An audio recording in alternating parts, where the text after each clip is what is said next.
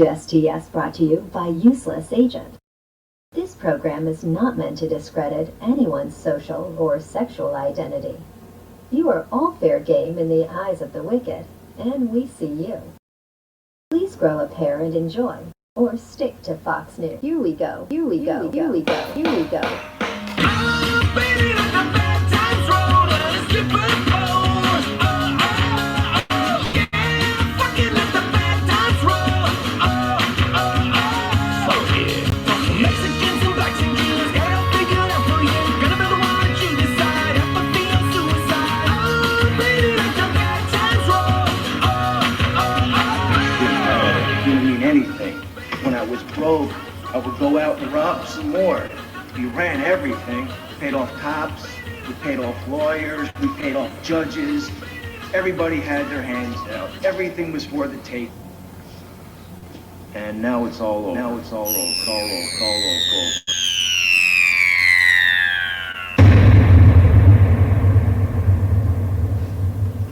over. Welcome to Useless Agent. Enjoy.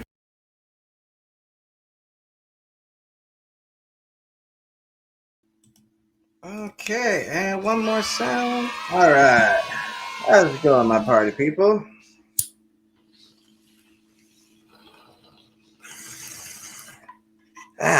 So today is an interesting one because we're going to go a little against the grain here. I don't know where to put my box. So I'm just gonna put it.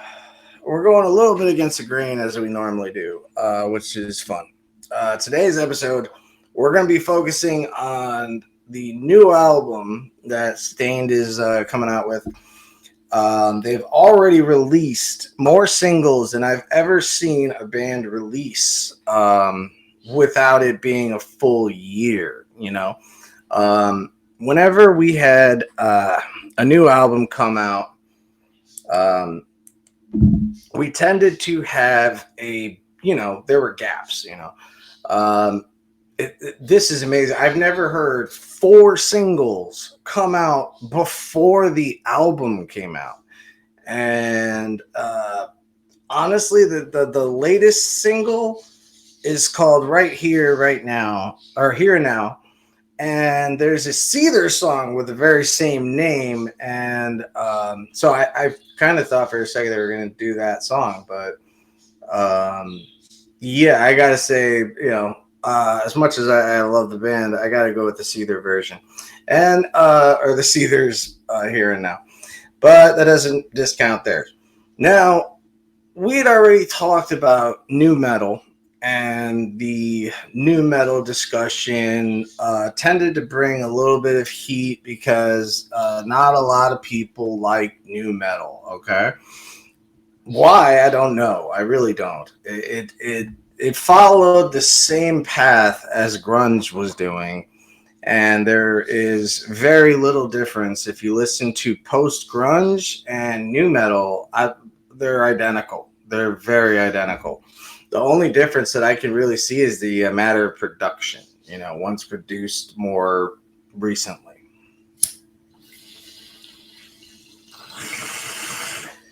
And, you know, what difference does that make? Well, it just makes a difference in the sound and clarity and the air compression.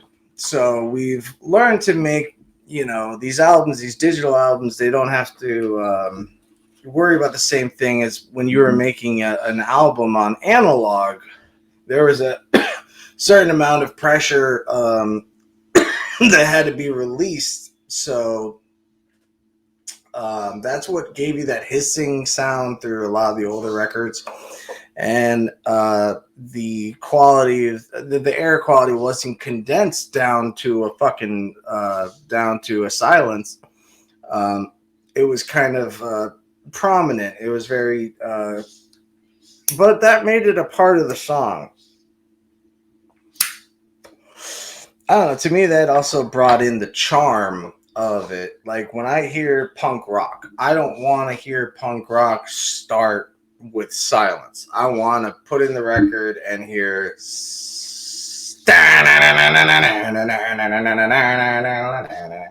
you know, I should hear that because it shows that they made the album not on a computer.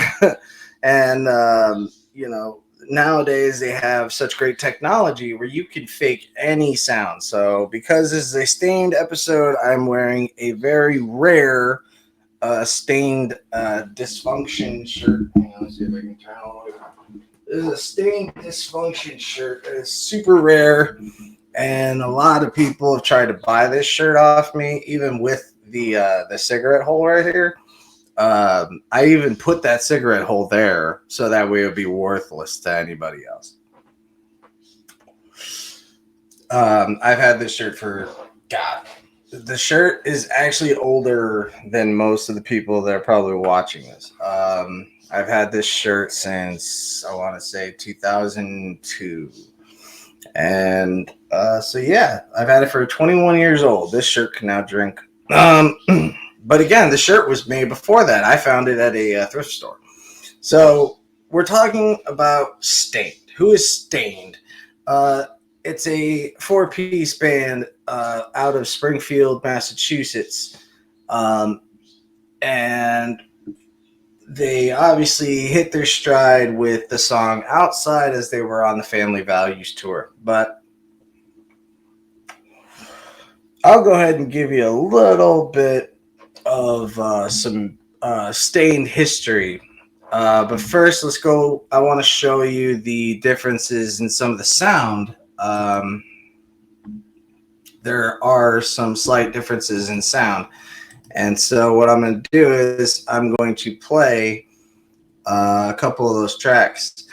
And what I want to show you is just the difference in the production of sound and then the darkness of that music. Now, there is a definite change in the quality of production, but that doesn't make any song better or worse necessarily. It just means one has better sound. So, what I want to show you, this song is called Tolerate, okay? And it has got to be probably the most annoying song in the world to my mother. My mother could not stand this song. And I know it's because it used to wake her up in the middle of the night, because the very first track off of Tormented is a very harmonic heavy track. So he relies on an open and then harmonic. So it kind of does sound like an alarm clock. And it would drive my mother insane. It was hysterical to watch. So, yeah, let's go ahead and put that up. And let me just go ahead and show you what I'm talking about here. So here we go. All right, so this is the song. This is a song that's called Tolerate. It's been like this forever. No more. I hate my fucking life.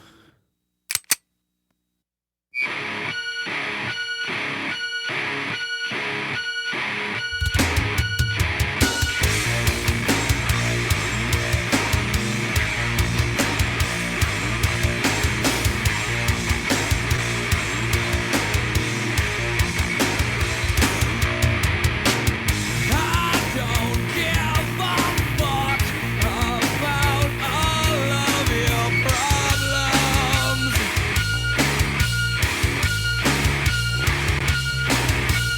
I could give a rat's ass how you're feeling today.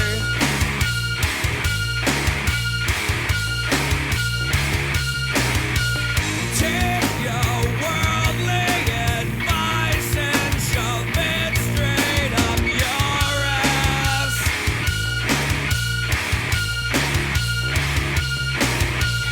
Thanks for coming around to fuck up my day.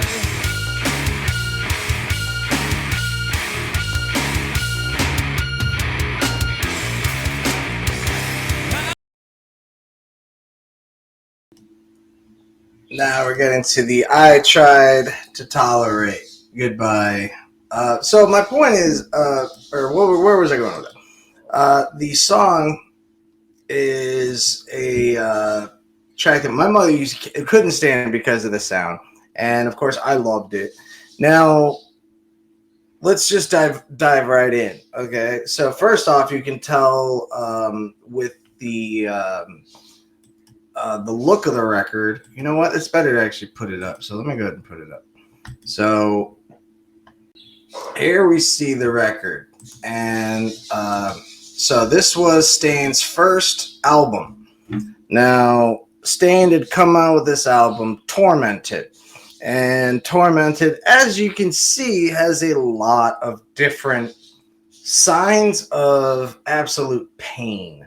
And that was the message that Tormented was giving, is that life sucks and it's going to be full of pain.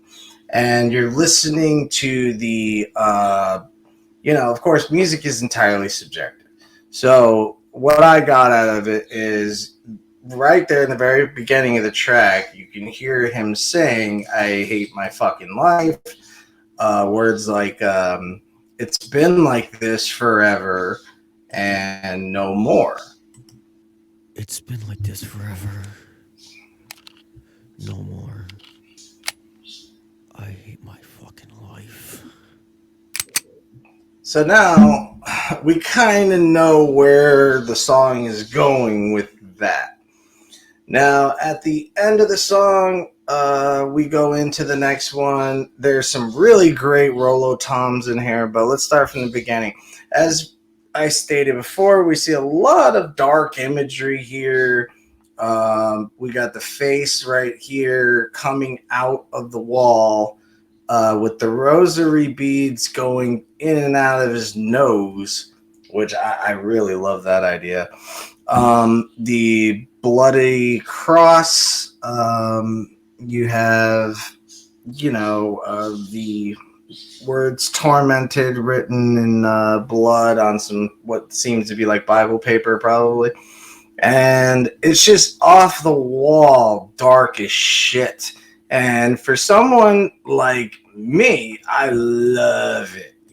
I absolutely love it. I think it's it's introspective. It is common to feel that way, and it's common for a lot of people to be that alone. And honestly, when I look for certain music, I am not looking for someone to make me happy. I want someone that can deal with my pain and deal with it with me. And unfortunately, that's not a common place anymore in music, and it's really saddening.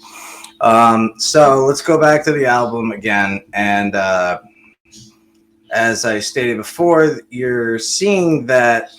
Where am I? Wait, why aren't you up there?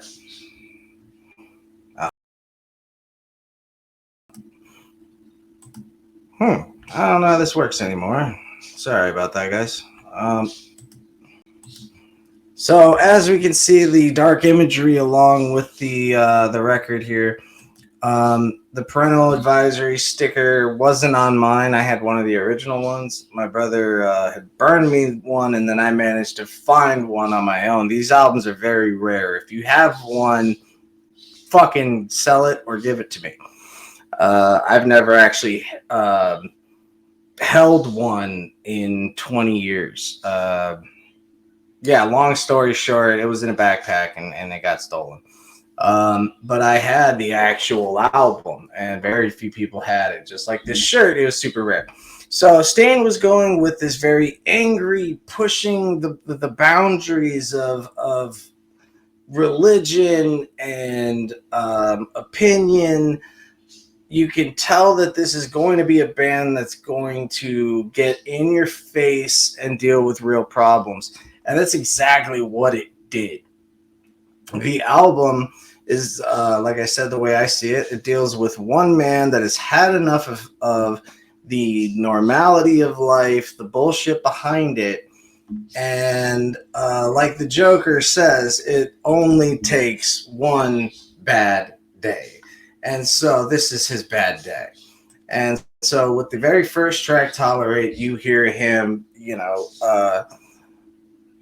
obviously he's got a Glock. He's obviously pulling the bolt. For some reason, I can't think of the word. So obviously he's cocking it, and at the end of the album, there's a final song that is called Four Walls. Now, Four Walls is probably one of the darkest songs I've ever heard in my life when it just comes down to the lyrics. With lyrics such as the thoughts from my mind commend my feet to stomp your head. The thoughts from my mind have one question: when will I be dead? There's a lot of darkness to it. Now, while they were playing out, and I want to say it was in Jacksonville, home of cold, they were playing a set, and maybe it was in Massachusetts, but Fred Durst had seen them, loved instantly hated them because he was butthurt about the album cover. So he literally judged the book by its cover. He thought he knew what their music was because of, his own fear of the Antichrist. And so he ended up hearing the band and fell in love with it. Now, what would have been the smartest move to do would be to take that full album, since it's so great, and then put a more aesthetically pleasing cover on it if it's so offensive to Lil Freddie. And I've heard, Aaron tell me personally, how he feels about Fred. This was in 2003 or 4. So his opinion might have changed by now. I spent a lot of time with Stain and had a really great experience with them. And so I wanted to dedicate the whole episode to Stain because I'm a huge fan of theirs. And Stained is one of those bands that, I don't know, people are comparing them to Nickelback. And there is nothing about Stained that is Nickelback. And the song I just showed you proves that.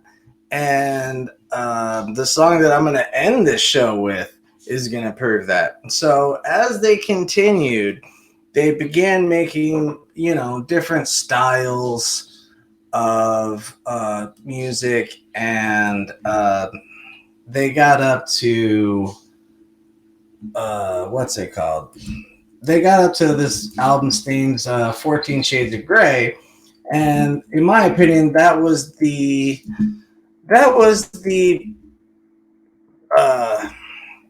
I don't know, that was kind of like the end of their single success. They were no longer going to be that chick band that your girlfriend really likes. And that was the thing. They didn't want to be that.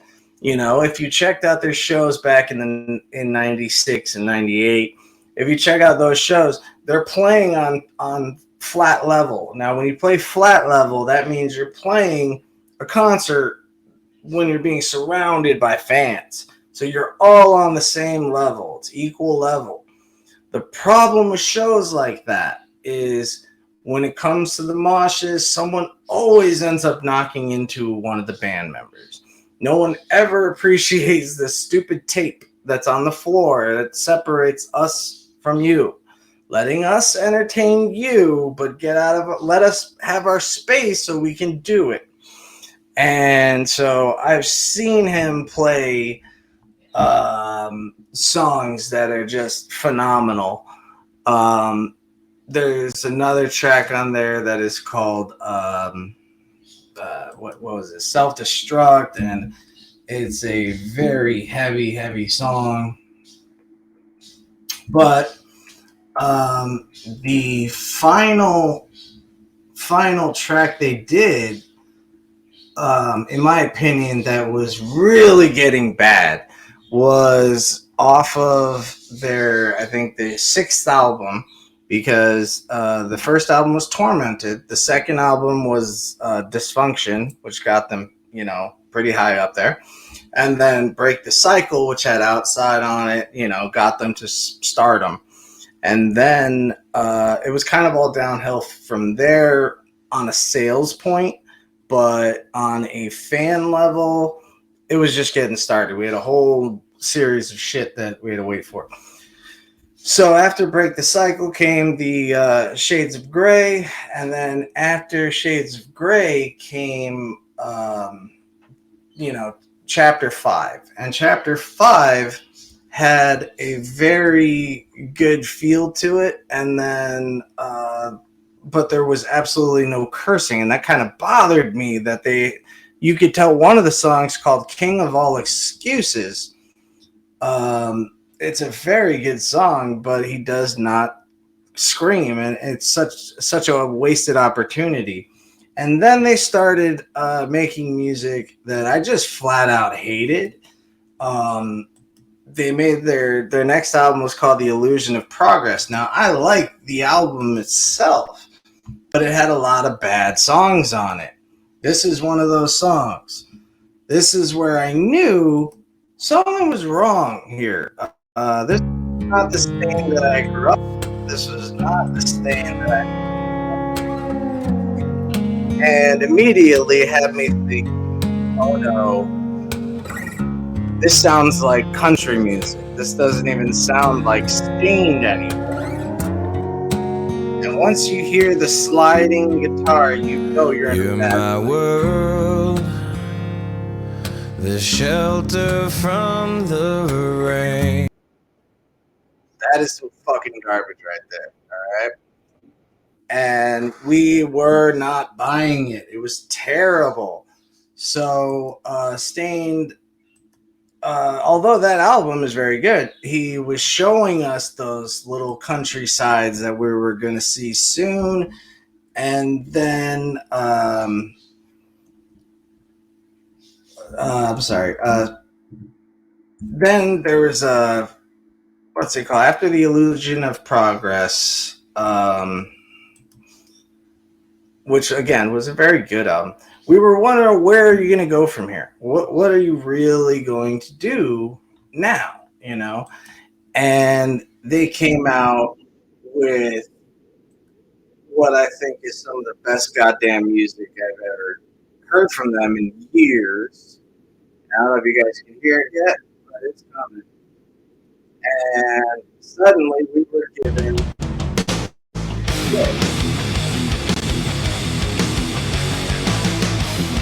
very, very different feel from Tangled Up in You.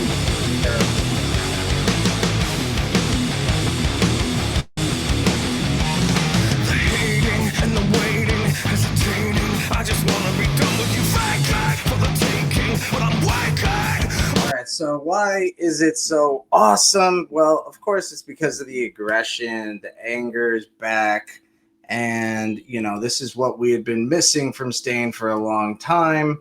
And then we get the crescendo refrain, which used to always have screams in it.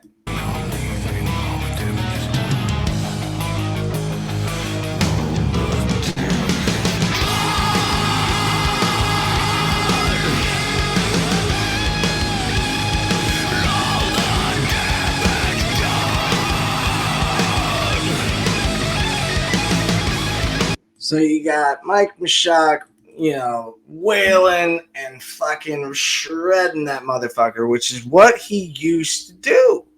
And he was great at it. And he knows he's great at it. And what another thing that was about him that made him special was he had this ability to make these really cool sounds with his guitar. And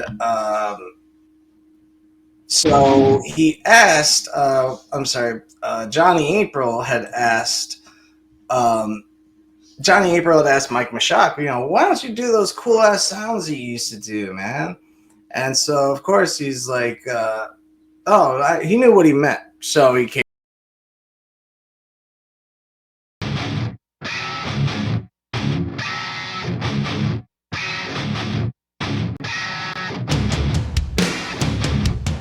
So what he's doing is smacking that guitar.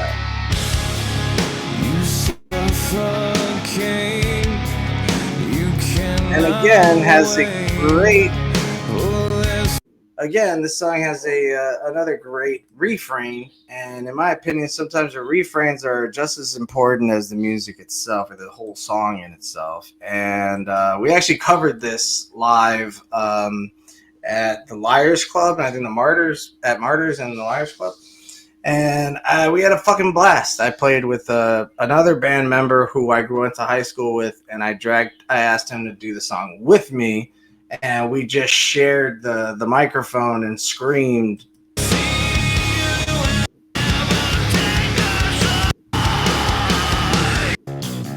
So we had gotten up to this part, and we had basically started just sharing the mic. Well, there's two mics, so we're just sharing the parts. So I do the first scream, he does the second part. Since we knew the song, we didn't even fucking rehearse it, and I think we nailed it.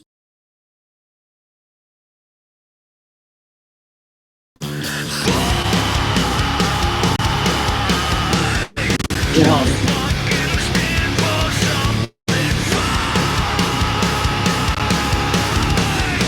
but now here is where we would switch off.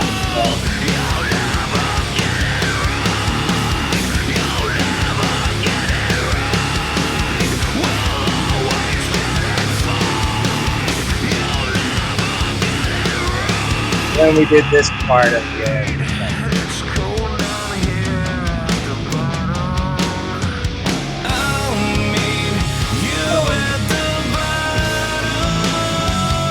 So yeah, we ended up having a great show. So that album came out in 2011.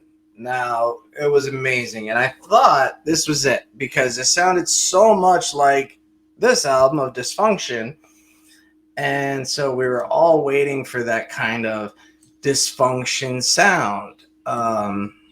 And so if you listen to the older stuff that I just showed you, and then you listen to this, it's very, very good. And it definitely reminded us of their better sound back when they came out with this classic gem that they came out with years ago. And it's just a genius riff.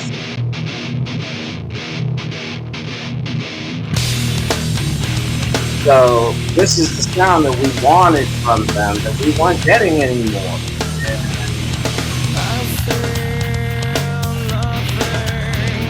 And that's the sound that we deserved from Stained. And I felt like they had just kind of walked out on us. And then there was a little part where he said something very, Aaron said something very ignorant, and it just came off very racist.